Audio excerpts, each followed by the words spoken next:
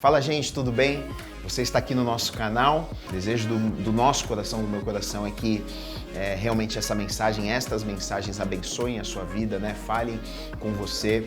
Se você tem sido abençoado através do nosso canal, eu vou pedir para você, se inscreve no nosso canal, ativa aí o sininho, porque quando você faz isso, o YouTube, ele vê que o nosso material é relevante, ele consegue passar para o maior número de pessoas. E esse é o nosso desejo, né? Que mais pessoas assistam, mais pessoas sejam abençoadas, tá bom? Que a palavra de hoje fale com você, alcance o seu coração e abençoe sua vida em nome de Jesus.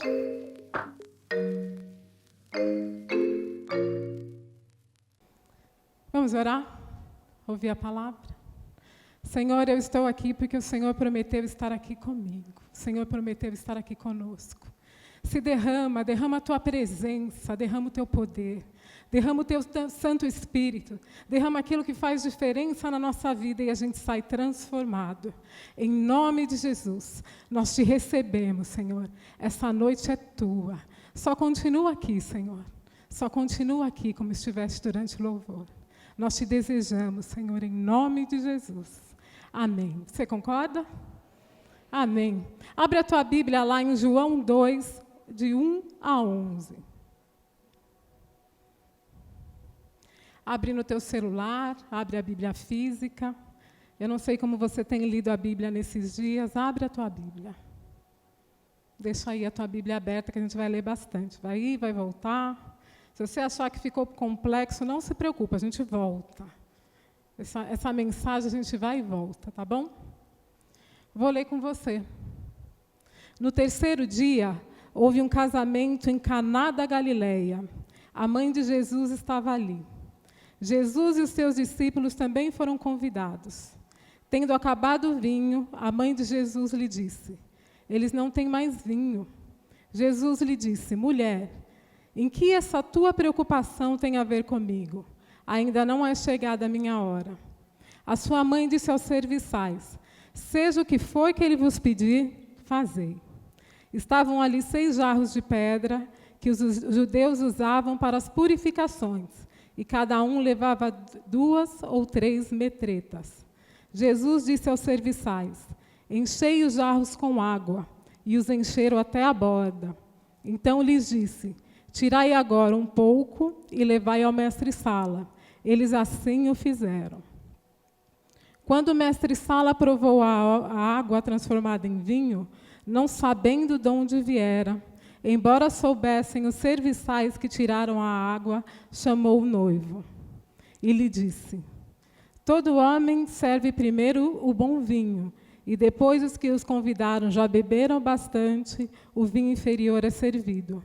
Tu, entretanto, guardaste o bom vinho até agora. Com esse, deu Jesus princípio aos seus sinais em Caná da Galileia, manifestou a sua glória e os seus discípulos creram nele. Volta lá para o início. O primeiro milagre de Jesus, realizado em Caná da Galileia. A gente está lendo o livro de João. O livro de João, a maior parte do que acontece na Judéia, lá embaixo. Se você pensar no mapa de Israel, a Judéia está aqui embaixo, Samaria no meio e a Galileia lá em cima. Mas, nesse momento, Jesus estava na Galileia. Ele tinha acabado de chamar os seus discípulos. Ele estava convidando aqueles homens para segui-lo e participar do ministério. Então, no terceiro dia do quê? Terceiro dia que Jesus tinha chamado Natanael. Natanael foi um dos discípulos de Jesus e ele era natural da cidade de Caná da Galileia. Hoje em dia, se você for procurar onde fica Caná da Galileia, dificilmente você vai saber qual é o mesmo povoado, o mesmo vilarejo, a mesma cidade. Já se passou muito tempo. São mais de 2000 anos desde a história de Jesus. Pode ser que o lugar ali não seja preciso, mas naquele momento era uma cidade, não muito grande, a 12 quilômetros da cidade onde Jesus vivia, na Galileia, que era a cidade de Nazaré. Jesus era judeu, nasceu na cidade de Belém, mas cresceu em Nazaré, com Maria e, durante um tempo, José. Tá bom? Nesse momento aqui, ó, lá em cima, houve um casamento. Casamento de judeu é festão. No mínimo 7 dias, 7, 8 dias. É festa que não acaba mais. E a mãe de Jesus estava lá. Se você estudar o Evangelho de João, você vai perceber que João nunca fala o nome de Maria. Ele sempre fala a mãe de Jesus. Jesus e seus discípulos também foram convidados. A mãe de Jesus teve um problema, percebeu o problema ali e foi conversar com Jesus. Não tem mais vinho. Os estudiosos acreditam que por essa fala dela, provavelmente ela era parente dos familiares do noivo ou da noiva. Essa atitude dela de procurar Jesus e falar não tem mais vinho. É esquisito, né? Você está numa festa que não é sua, longe da sua cidade, acaba o vinho. Já foi em casamento? Acabar a comida, um vira para o outro e fala, nossa, gente, acabou a comida. No meio do casamento, não tem refri. Né? A mãe de Jesus foi procurar Jesus. Ela se preocupou, provavelmente ela tinha alguma relação com aquele casamento. Isso é uma suposição dos historiadores. Depois a gente entra de novo nessa história, a gente vai voltar. Só explicar para vocês que os 6 jarros de pedra que estavam ali eram jarros usados para purificação. Judeu é um povo muito limpo, eles obedecem leis sanitárias. Aqueles jarros ficavam ali com água para que a água fosse retirada e eles se limpassem as mãos antes de se alimentar. Um judeu nunca chegaria num daqueles vasos de pedra, limparia a mão, aí viria outro e limparia a mão. A prática do judeu é ser limpo. A lei pede isso. Né? E nesses jarros de pedra, cabia ali dentro 2 ou 3 metretas. Metreta é uma medida grega, que significa ali 20 ou 30 litros, talvez 40 litros. Então, se você juntar esses 6 vasos de pedra, você vai ter, sei lá, 180, 240 litros de vinho no máximo. Mas é muito vinho, né, gente? É um festão. Uma outra palavra que provavelmente você não reconheceu foi mestre-sala. O que é mestre-sala? A gente não costuma falar sobre isso. Nas nossas festas não tem mestre-sala. Como os judeus eles não comiam em mesas altas ali no 1º século, quando Jesus viveu, eles comiam em umas mesas bem baixinhas. E eles se reclinavam sobre o braço, estendiam as pernas para trás e comiam com a mão. Num casamento, não tinha como sentar um monte de gente ao mesmo tempo para fazer isso. O mestre-sala ordenava esse esquema de alimentação e ficava de olho. Olha, serviram vinho para todo mundo, serviram comida para todo mundo, esse já comeu, vem a próxima leva e vem comer aqui nas mesas. Isso é o mestre-sala. Quando fala de vinho inferior, não está falando que eles já tinham bebido até ficarem bêbados, e Jesus proveu mais vinho para que eles ficassem mais bêbados ainda. Não é esse o contexto. Né? Uma festa que dura 7 ou 8 dias, e Jesus pode ter chegado lá a qualquer momento dessa festa, depois que já tinham bebido muito, e por muitos dias, acabou o vinho. Tá bom? O texto que eu li para vocês, eu li na versão King James. Queria falar um pouquinho sobre isso com vocês. Porque sempre que a gente começa o ano, a gente fala, esse ano eu vou ler a Bíblia inteira. Quem fez promessa aqui para ler a Bíblia inteira? Esse ano vai, né? Esse ano a gente vai ler a Bíblia inteira. Lá no aplicativo do Amor em Movimento tem um guia de leitura da Bíblia para a gente ler a Bíblia inteira junto esse ano. A Bíblia King James, ela é uma Bíblia um pouco mais gostosa para você fazer o seu devocional em casa. Por que eu falo dessa versão? Depois a gente vai olhar as versões com calma. Porque tem Bíblias que hoje usam palavras que são tão longe das palavras que eu uso para conversar com você, você usa para conversar com ela, que você pega ali a Bíblia e começa a ler, desiste. De cada 4 palavras, 2 você fala, eu nem uso isso. Né? Existe uma Bíblia mais espiritual que a outra? Uma versão mais espiritual que a outra? Dentro das Bíblias que são reconhecidas, não. Uma sugestão é a Bíblia King James, tá bom? Para você continuar o seu devocional em casa. Depois eu vou ler algumas versões e você vai entender o que isso quer dizer. Voltando ao milagre de Jesus lá, O primeiro milagre de Jesus provavelmente foi numa festa de casamento. E é um episódio que para mim é muito intrigante, porque parece não ter nada a ver com o resto do que Jesus fez em seu ministério na terra. Jesus estava numa festa. Quem é que esperaria encontrar Jesus numa festa? Ele veio para salvar a humanidade, estava numa festa. Hoje em dia, a gente diria, está perdendo tempo, né? Aí Jesus estava na balada. O que Jesus estava fazendo numa festa, com tanta coisa que ele tinha para fazer? Jesus estava na festa. Já me surpreende aí.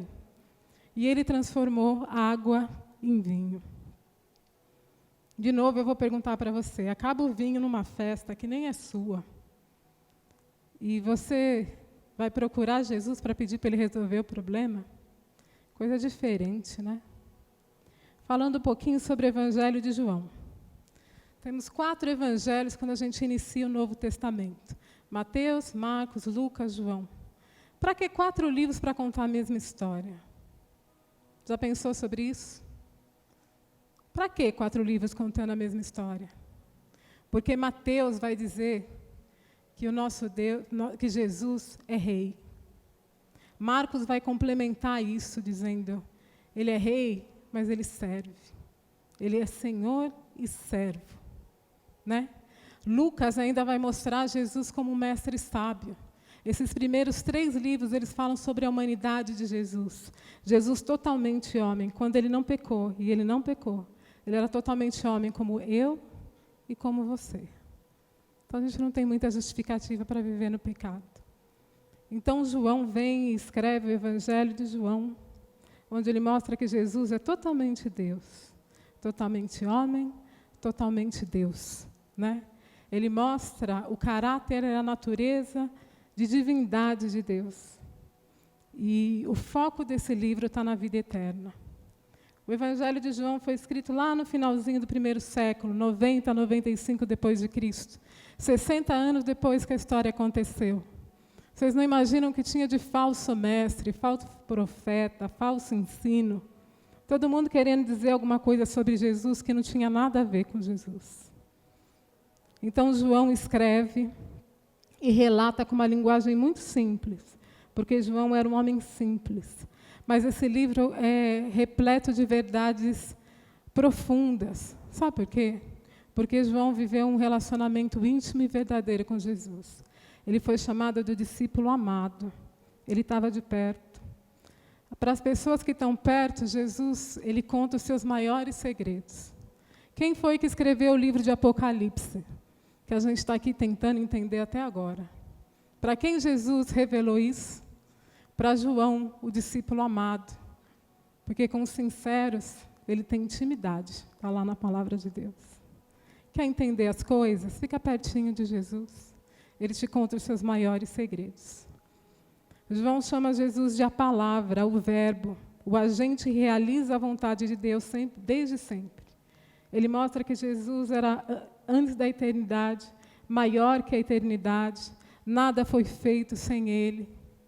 Tudo foi feito através dele. Esse é Jesus que João nos mostra.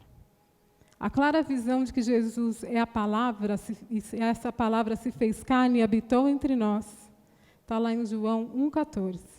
Levou João a registrar uns momentos diferentes, os momentos em que a glória de Deus foi vista através de Jesus. João falou de sinais, João falou de maravilhas, João falou de milagres. Né? Assim como a gente leu agora sobre transformar água em vinho no casamento lá nas bodas de Caná. O que são sinais e milagres? A gente acabou de ser convidado a pedir um milagre na nossa vida aqui durante o louvor. O que é um milagre? O que é um sinal? Os milagres e sinais são maravilhas. Só que nem todo milagre é um sinal. O sinal é um tipo de maravilha, de coisa extraordinária que Deus faz e tem uma lição que serve para mim, para você e para qualquer um eternamente. O milagre pode ser uma cura. Jesus te cura. E essa lição é bem pontual. Você foi curado. Você entende a diferença entre sinal e milagre? São duas coisas diferentes, mas as duas coisas significam as maravilhas, a manifestação da glória de Deus. No livro de João, há 8 eventos que a gente pode chamar de sinais. 5 desses eventos só estão lá no Evangelho de João. Estou te dizendo tudo isso para você ficar curioso e ler o livro de João inteirinho, porque vale a pena. Tá bom? Em João 20, versículos 30 e 31. Verdadeiramente, Jesus realizou, na presença dos seus discípulos, muitos outros milagres, que não estão escritos nesse livro. Estes, entretanto, foram escritos para que possais acreditar que Jesus é o Cristo, o Filho de Deus, e para que, crendo, tenhais vida em seu nome. Jesus só fez o que está escrito nos Evangelhos? Não, Jesus fez muito mais coisas. Mas o que ele queria que nós soubéssemos até hoje é o que está nos Evangelhos. O que importa para a revelação da glória de Deus está lá nos Evangelhos. Se alguma coisa te incomoda ainda na história de Jesus, e você fica ali na dúvida se ele é Deus mesmo, será que não é um profeta, um homem sábio, uma pessoa legal? Um cara que a gente lembra porque ele fez coisa boa? Se você ainda tem dúvida se Jesus é Deus, mergulhe ali no Evangelho de João, passa um tempo dentro desse livro, coloca ele do lado da tua cama, acorda com ele. Quando você terminar, você vai estar dando glória a Deus e declarando que nosso Deus é Deus. O Verbo se fez carne e habitou entre nós. Essa é a revelação de Jesus. Jesus é a mais perfeita revelação de Deus. Quer saber quem Deus é? Olha para Cristo.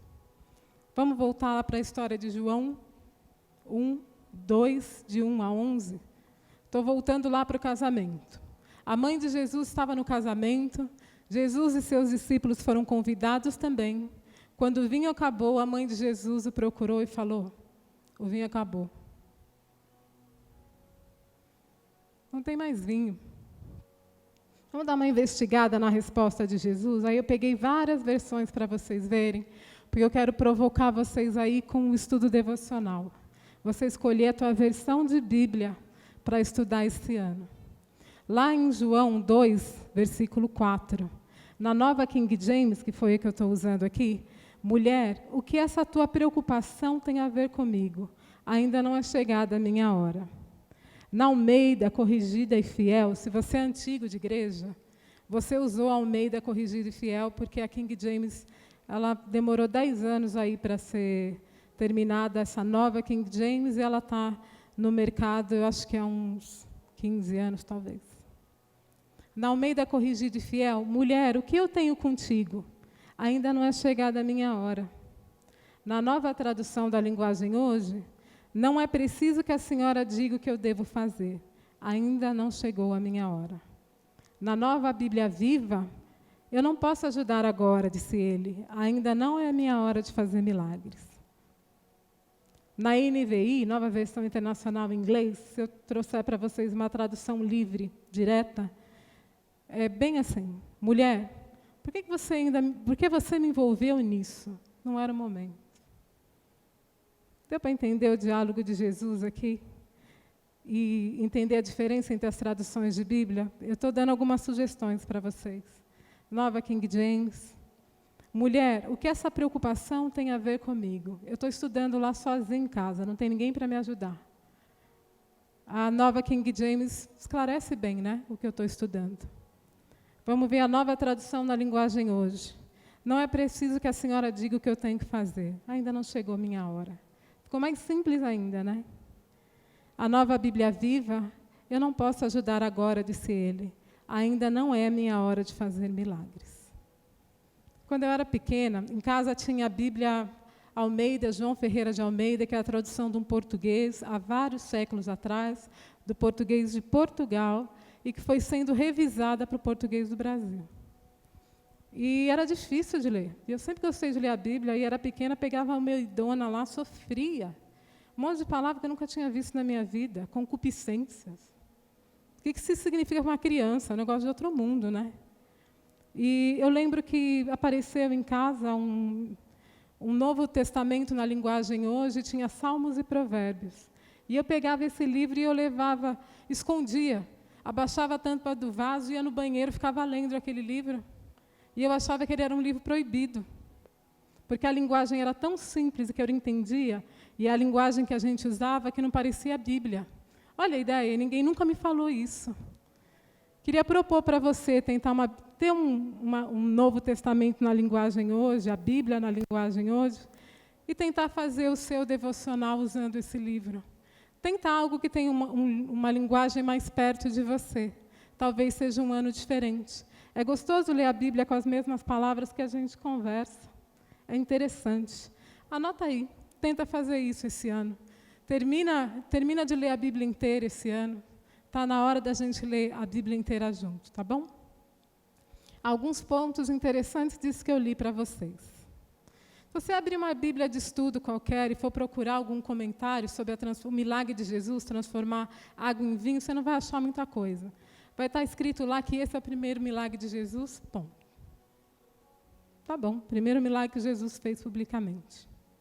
Outra coisa, vou ler de novo para vocês. Mulher, o que tenho eu contigo? Ainda não é chegada a minha hora.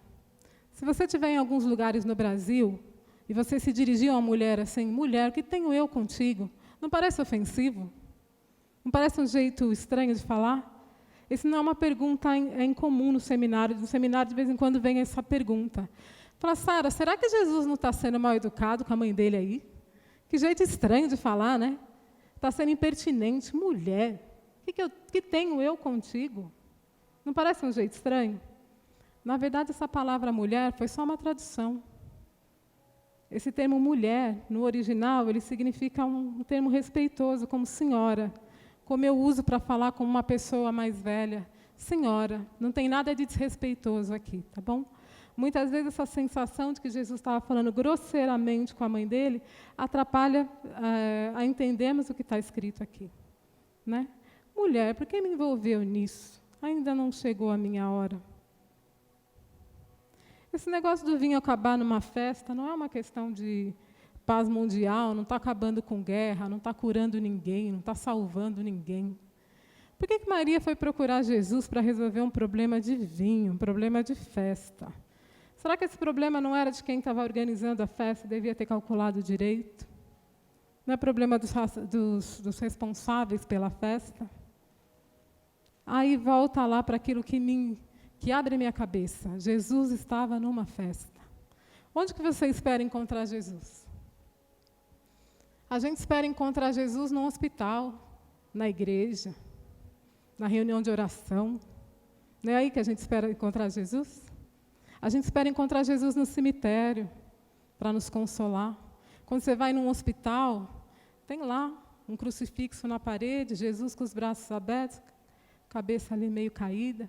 São nesses lugares que a gente espera encontrar Jesus. Você já foi numa festa esperando encontrar Jesus? Mas quando a gente começa a entender, a mentalidade muda, e a gente começa a entender que Jesus está conosco em todos os lugares, e você vai encontrar Jesus na festa. Muda até o tipo de festa que a gente quer ir, não é? Muda até o tipo de diversão que a gente quer ter. Estar com Jesus na festa. Vou dar um exemplo lá de casa para vocês. O Gu e a Mi se casaram dia 5 de outubro de 2018. Espero não ter errado. E eu lembro um monte de coisa da cerimônia e da festa. Eu lembro das pessoas que a gente ama. Eu lembro da decoração, a Mi foi muito cuidadosa com detalhes. Eu lembro das roupas, eu lembro do cheiro do lugar. Eu lembro que era um lugar aberto, bonito, era um sítio. Mas a coisa que eu mais lembro, que me marcou, foi a presença de Deus do início até o fim daquele casamento. Jesus estava lá, Jesus estava na festa. Sabe o que eu lembro também? Eu lembro que o lugar da cerimônia era um lugar aberto, que ele era integrado assim com a natureza, e ali foi celebrado o casamento. Quando acabou a cerimônia e todos os convidados foram para dentro do salão, para a recepção, ali para comer, que eles estavam abrigados, desabou uma chuva. Molhou tudo. Molhou do lado de fora, porque a gente já estava dentro da festa. Olha o cuidado de Deus conosco no dia da festa. Se Jesus está na sua festa, as coisas mudam. Você não quer convidar Jesus para viver com você nos dias de festa também? Maria foi lá falar com Jesus, falou, acabou o vinho. Você está com vergonha de chegar até Jesus e falar, estou com um problema? Quantas vezes te julgaram e falaram assim, só vai na igreja quando você está com problema? Fala, vou mesmo. Vou procurar Jesus quando eu estou com problema. Até a mãe de Jesus fazia isso. Está na hora das pessoas pararem de nos julgar, porque nós vamos até Jesus. É verdade, nós vamos até Jesus. Mas agora a gente está entendendo que a gente vai até Jesus em todo o tempo. Não é só de vez em quando, não. Certo? Depois que Maria falou para Jesus assim, acabou o vinho, e Jesus falou para ela, o que essa preocupação tem a ver comigo? Ela não respondeu. Ela virou para as pessoas que estavam trabalhando na festa e falou para elas assim, façam tudo o que ele disser. Ela não virou para Jesus e discutiu com Jesus, porque aquele não era um momento hostil, eles não estavam brigando. Maria conhecia Jesus, ela tinha a expectativa certa sobre Jesus. Ela sabia que quando o problema acontecia, Jesus era bom, Jesus era compassivo, Jesus era poderoso para resolver. Maria estava indo para a pessoa certa porque ela conhecia quem era Jesus. Eu fico pensando naquela situação e eu imagino a situação. Eu imagino Maria chegando e falando, Jesus, acabou o vinho. Jesus falando para ela, o que tem a ver com isso? Ainda não chegou a minha hora. E eu imagino ela dando um sorriso para Jesus. Ela sorrindo, sabe quando você tem intimidade, que você não precisa nem falar com palavras, você fala com os olhos. Eu imagino Maria olhando para Jesus, dando um sorriso. Enquanto ela sorria para Jesus, ela falava, gente, vem cá, só faz o que ele mandar, só faz. O que Jesus fez? Mandou que eles enchessem aqueles jarros com água. E depois Jesus falou, olha, pega essa água aqui e leve ao mestre-sala. O mestre-sala levou, chegou lá, o vinho era melhor do que o vinho que tinha antes. Né? O que eu quero dizer para vocês hoje é que os discípulos de Jesus, aquilo não foi espetáculo. Jesus não falou, para tudo, interrompe a festa, espera aí que eu vou transformar água em vinho, agora o negócio é comigo. Liga a luz, põe na minha cara. Espera aí que eu vou transformar água em vinho, põe os jarros aqui na frente. Jesus não fez nada disso. Jesus foi lá, quem viu isso foi os discípulos e foram algumas pessoas que estavam trabalhando na festa. E aí, o versículo 11 diz para a gente assim, foi aí que os discípulos creram, foi aí que eles viram a glória de Deus, foi aí que eles conheceram Jesus como Maria conhecia. Quer viver um milagre, gente? Você está aí iniciando o ano com vontade de viver um milagre? Sinais e maravilhas na sua vida? Está na hora de você viver isso também? Então está na hora de a gente aprender a responder para Jesus quando Ele perguntar, o que eu tenho a ver com essa sua preocupação? Imagina você, no meio da tua oração, você falar para Jesus, olha, está difícil, eu preciso de um novo emprego, eu preciso comprar uma nova casa, eu não tenho casa ainda, eu preciso comprar uma casa, olha a situação do meu filho, não consegui nem fazer matrícula na faculdade ainda, queria estudar esse ano. Jesus, está difícil, Jesus vira para você e fala assim, ó, o que eu tenho a ver com essa sua preocupação? Se Jesus te fizesse uma pergunta dessa no meio da tua oração, isso ia te desanimar ou ia te desafiar? Você quer viver um milagre? Então se prepara para Jesus virar para você no meio da tua oração e perguntar, o que eu tenho a ver com isso? O que eu tenho a ver com esse seu problema? Porque Jesus é a pessoa mais inteligente com quem você pode conversar na tua vida. Quer ter uma conversa inteligente? Chega perto de Jesus. Você vai estar orando e Jesus vai perguntar, mas o que eu tenho a ver com isso? Sabe qual tem sido a minha resposta para Jesus? Quando eu chego perto de Jesus, eu peço cura. Senhor, me cura. E Ele me perguntar, o que eu tenho a ver com isso? Fala, Senhor, o Senhor é conhecido por curar. Eu tenho um livrão desse tamanho dentro da minha casa, cheio de sinais e maravilhas. Pelo menos 35 milagres registrados no Evangelho. Me cura, porque o Senhor é conhecido por isso. Se eu falar para o Senhor, Senhor, guia a minha vida, abre as portas, me conduz, muda tudo. e o Senhor me perguntar, mas o que eu tenho a ver com isso? Eu posso responder para Ele assim, eu estou cansada de ver o Senhor pegar pessoas simples e dar a elas destinos extraordinários. Eu tenho resposta. O Senhor é conhecido por isso. O Senhor é assim que as pessoas te conhecem. O Senhor faz caminhos no deserto, o Senhor faz milagres. Esse é quem tu és. Eu te conheço. Eu quero que você saia daqui hoje motivado a responder essa pergunta de Jesus como você nunca perguntou. Se Ele perguntar para você, o que eu tenho a ver com o seu problema, você se sinta desafiado, não acuado. Porque você conhece o Senhor. A nossa vida, ela acontece através do crer, né? Falando em milagre, por definição, milagre é um evento raro, surpreendente, que não pode ser explicado por leis naturais. Quando pensa nessa definição, tem um monte de crente andando por aí, um monte de cristão, frequentador de igreja andando por aí, como eu e você. Né? Tem gente por aí dizendo que nunca viveu um milagre, que nunca viu um milagre. Como assim? Se você tem uma vida com intimidade com Deus, você acorda pela manhã, você olha para a tua vida e fala, meu Deus, eu estou vivendo um milagre. Você olha para o teu cotidiano, para as coisas mais simples que você tem, você fala, meu Deus, eu estou vivendo um milagre. Se você está reconhecendo o Senhor na tua vida, você percebeu que o milagre é parte constante da tua vida. E você depende de Jesus para continuar existindo. Tudo que Jesus fez, e Jesus faz, e Jesus é, demonstra que a humanidade precisa da intervenção dele para continuar. De novo, eu vou falar ali em João 21, 25, um versículo muito parecido com o que eu li. Jesus realizou ainda muitas outras maravilhas, se todas elas fossem escritas uma por uma. Acredito que nem mesmo o mundo inteiro seria capaz de conter os livros que se escreveriam. Jesus realizou muito milagre. E Ele vai continuar realizando. Só que agora é na minha vida e é na sua vida.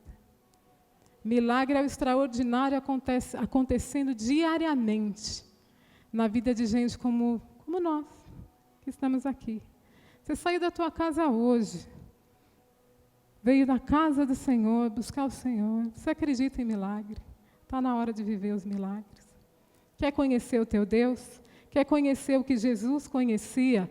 Por isso que Jesus fez tudo aquilo que Ele fez?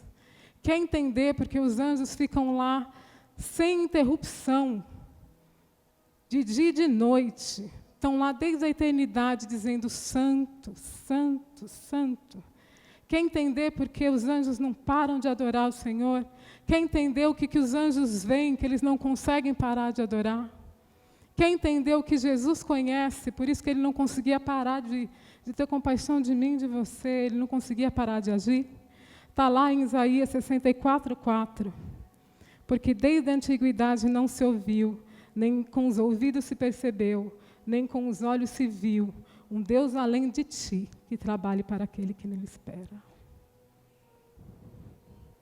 Existe alguma religião, alguma filosofia no mundo em que um Deus está trabalhando para você? Um Deus todo-poderoso, onipresente, onipotente, onisciente, que pode todas as coisas, sabe todas as coisas, podia estar fazendo qualquer outra coisa. Deus Ele não está esperando ganhar na loteria, Ele já tem tudo. Tendo tudo, Ele trabalha para aquele que nele espera. Quando Jesus te perguntar, o que eu tenho a ver com isso? O que você responde? Você tem resposta. O rei é servo, gente. Jesus recebeu toda a autoridade nos céus e da terra. Sabe o que Ele fez com isso? Entregou para você. Colocou na sua mão para que você realize milagres maiores do que os que Ele realizou. A autoridade de Jesus fica do lado de fora da caixa. Ela é diferente da autoridade do mundo. A autoridade de Jesus, ela foi passada para você e ela não espera que você tenha mais maturidade, mais conhecimento, mais dinheiro, mais sei lá o quê. Ela não espera que o mundo se impressione com você. A autoridade de Cristo é te oferecida gratuitamente na cruz do Calvário, no sacrifício de sangue. É entregue a você assim, ó, de graça. É dada. A autoridade é concedida através de um nome. Esse nome é Jesus. Esse nome tem um caráter. Sabe qual é o caráter de Jesus? É um caráter de obediência. Jesus não precisava ser batizado. Jesus não pecou, para que passar por um batismo de arrependimento? Mas Jesus foi lá, por obediência, foi batizado, e o Pai falou, esse é meu filho amado, obediente, nele eu tenho prazer.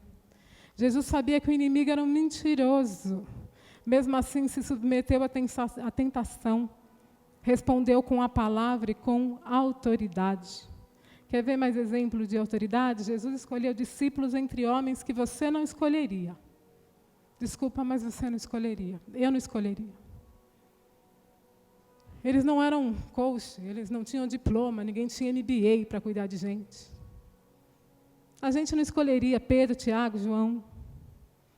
Jesus escolheu, e me escolheu, e te escolheu. E ele transformou esses 12 homens em pessoas extraordinárias, capazes de carregar o nome dele e revolucionar assim como você pode. Deu a eles o poder de estabelecer o reino de Deus na terra com autoridade. Quer um outro exemplo? Jesus ensinou na sinagoga, com autoridade que os judeus não tinham visto nem nos mestres da lei. Mesmo assim, em nenhum momento, ele desprezou uma pessoa simples, riu de um pecador, se distanciou daqueles que queriam ficar perto dele. Isso é autoridade. Quer ver um outro exemplo? As multidões vinham assistir Jesus, eram milhares de pessoas, milhares.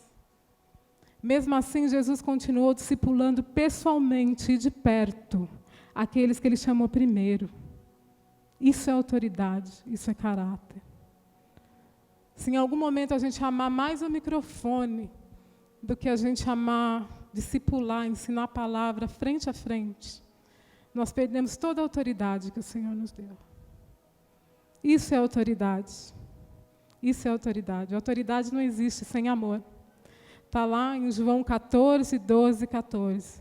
Em verdade vos asseguro que aquele que crê em mim fará também obras maiores do que eu faço, e outras maiores fará, pois eu vou para o Pai, e assim, seja o que for que pedires em meu nome, isso eu farei, a fim de que sejas glorificado no Filho. E se vós pedirdes algo em meu nome, eu farei.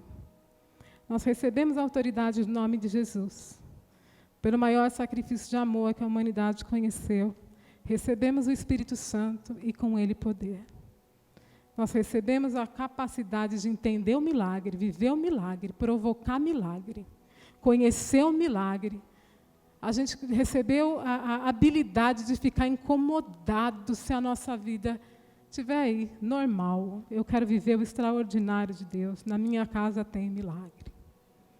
Você quer viver o extraordinário de Deus? Você já recebeu toda a autoridade para fazer maior do que Ele faz. É maior, queridos. É melhor. Alcança mais gente. Lá em Mateus 18, 28, 18 a 20. Então Jesus, aproximando-se deles, lhes assegurou: toda autoridade me foi dada nos céus e na terra. Portanto, ide e fazei com que todos os povos da terra se tornem discípulos, batizando-os em nome do Pai, do Filho e do Espírito Santo, ensinando-os a obedecer tudo quanto vos tenho ordenado, e assim eu estarei permanentemente convosco, até o fim dos tempos. Dá uma lidinha aqui, versículo 19. Portanto, ide e fazei com que todos os povos da terra se tornem discípulos, todos os povos da terra. Agora que você já entendeu que você tem autoridade, e eu estou com meu coração cheio aqui que eu não aguento, porque essa pregação não começou no momento que o pastor Gui mandou a mensagem e falou: prega lá, aceita pregar. A mensagem não começou ali, porque eu nem tenho capacidade para isso. Sabe onde começou a mensagem? Quando eu estava no Natal e no Ano Novo, lá na praia, tomando sol. E eu olhava aquele monte de gente, a praia está lotada, né, gente? E eu olhava aquele monte de gente e eu falava assim para o Senhor, Senhor, está vendo ele? Ele te conhece como eu te conheço? Ele te ama como eu te amo? Ele vive com os milagres que eu vivo? Ele anda contigo? Quando chegar a hora, ele vai para o céu habitar com o Senhor? Senhor, olha esse monte de gente. O sermão começa a ir. Quando eu olho esse monte de gente, falo, Senhor, eu não me conformo. Eu não me conformo de estar vivendo de glória em glória, vitória em vitória, se esse monte de gente talvez não esteja. Sabe o que eu queria dizer para vocês sobre autoridade? Quem está à sua volta não tem a menor ideia do que é autoridade. Enquanto você não abrir a sua boca e não disser para ela quem é esse Jesus e o que ele pode fazer, a gente está numa fila pequena aqui, ó, andando para o céu, e tem ali um congestionamento indo para o inferno. E a gente não se conforma, porque a autoridade é amor. Quem está em volta de nós precisa viver tudo aquilo que Deus tem para essa pessoa. A gente quer anunciar o reino com compaixão, sem ficar diluindo o reino de Deus nas coisas do mundo. A gente quer anunciar o reino de Deus inteiro. A gente quer sair da caixa e ter essa autoridade que Jesus teve fora da caixa, em que o próximo me importa mais do que a multidão. Em nome de Jesus. Em nome de Jesus. Quero te contar uma coisa. Quando Jesus te perguntar, quando Jesus, no meio da tua oração, te parar e perguntar o que eu tenho a ver com isso, você tem resposta em nome de Jesus. Ele curou enfermos. Ele expulsou demônios. Ele fez pesca milagrosa. Ele multiplicou comida. Não faltou nada para ninguém. A palavra diz que todos que vieram a Ele foram curados.